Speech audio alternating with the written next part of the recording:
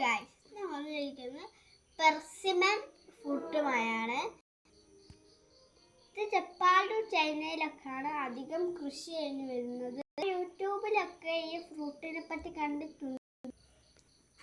ഞങ്ങളെ കടയിലും ഇത് കണ്ടപ്പോൾ ഫസ്റ്റ് ടൈം ആയതുകൊണ്ട് ഒരെണ്ണമാണ് ഞാൻ വാങ്ങിയത്. ഇതിൻ്റെ പ്രൈസ് വരുന്നത് 50 ഉറുപ്പ്യാണ്. ഞാൻ ഫസ്റ്റ് ടൈം ആയതുകൊണ്ട് ഒരെണ്ണമാണ് വാങ്ങിയത് അല്ലേ. നമുക്ക് ഇനി ഇത് മുറിച്ച് നോക്കാം. ഇത് മുറിക്കാൻ തന്നെ നടുക്ക് സ്റ്റാർ പോലെ ഉണ്ടാകും.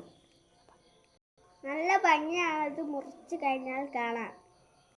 ഒന്ന് കഴിച്ചു നോക്കിയിട്ട് ഇതിൻ്റെ ടേസ്റ്റിനെ പറ്റി പറയാം.